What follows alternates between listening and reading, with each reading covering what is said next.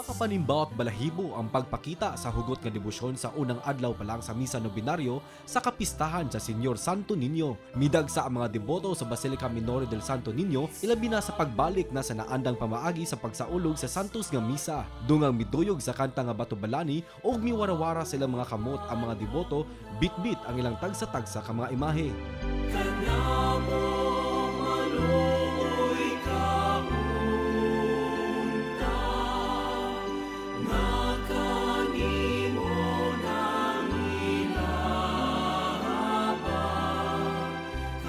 Karong nagkaduol na ang Sinulog Festival, sayran ta mga pagpangandam sa Santo Niño, pinaagi sa itong pakighinabi sa ilang media liaison officer na si Reverend Father John Ayon Miranda, dinhilang sa GMA Regional TV Live. Senyor, mga kapuso, atong makauban karong buntaga tigpamaba sa Basilica Minore del Santo Niño atong kumustahon ilang preparasyon inguman programa alang sa fiesta, senyor. Nagkaduol na gyud. We have this morning Reverend Father John Ayon Miranda, OSA Senyor. Father, kumusta ug welcome sa GMA Regional TV Live. Pakigreet una sa atong mga kapuso, Padre. Good morning, Nico, no, and to all viewers of GMA and of Senyor sa tanan.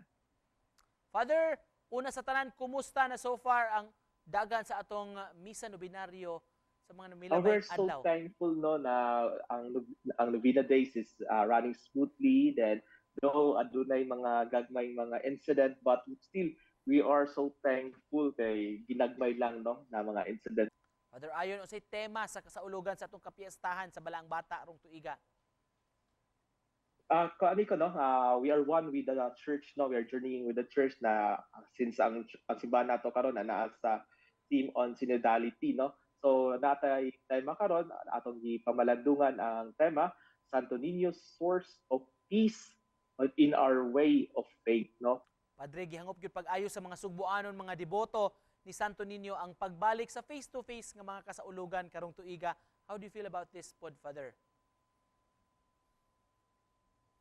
Of course, no, na ang tanan excited ni no na for 2 years of hiatus na we did not celebrate a public religious activities. At last, we're so thankful na we resume these activities, no, as we witness the faithful, the devotion to the Holy Child. Very amazing kaayo ang perception sa mga tao, ang pagpadayag sa ilang pagtuo diha sa Dios na tinuod yun, no, ang balaang bata sa Sugbo mao gyud ang Batubalani sa gugma, the magnet of love. Padre, karong adlaw Biyernes, unsa may mga preparasyon sab ninyo na sa simbahan sa pagdasok na gyud sa mga deboto karong fiesta weekend? Yes, no, na karong umaabot na kabuntago no na ana atong mga translasyones, no, na I think padulong na karon diha sa Mandawi City, no. Unyang gabi, no, sa alas 11 sa gabi dito sa Mandawi sa National Shrine of St. Joseph atong ihatag ang Scent of Mass, no. Padulong na translasyon ang balaang bata sa regla, sa Birhen sa regla, aron sa pagpangandam sa fluvial procession ugma pohon sa alas 6 sa buntag.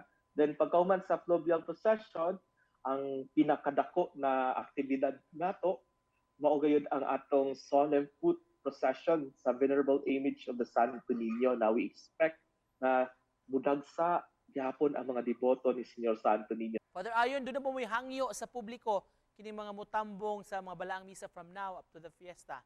Ato untang maangkon una ang kahapsay, ang kalinaw, atong tangtangan unta nang dali na kita masuko o nagtaytungod sa linya or pagduot-duot. Ato unta nang likayan. Father, unsay mga dakong hagit nga inyong giatubang kaniadto sa simbahan nga naghatag sa nato og leksyon sa kasaulugan? Usay gyud sa hagit nato, no, mao gyud ning una sa tanan ang usay kani atong disiplina, no, usay tungod sa atong excitement na usahay makasakit ka sa uban katungod sa atong pagtulod-tulod. Og isip panapos, Father Ayon, sa may mensahe nimo sa paglaong buti paambit sa atong mga kaigsuonan, mga kapuso?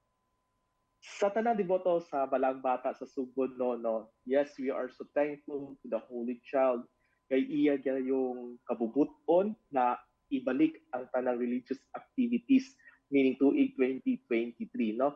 Despite all challenges natong nagian, sa duha ka tuig na milabay sa COVID-19. Last year niabot pod ang Odette. Still the Lord guide us to celebrate our faith. So dako kay tang pasalamat sa balaang bata kay iya gyapon kitang gihatagan og paglaom. Ug sa tanan adunay paglaom, adunay kalinaw diha sa balaang bata ug Pit Senyor. Daghang salamat, Pit Senyor, kanimo. Of course, makapuso og pasalamat ang dako Reverend Father John Ayon Miranda, OSA sa Basilica Minore del Santo Niño. Thank you, Father. Thank you ug Pit Senyor. Senyor.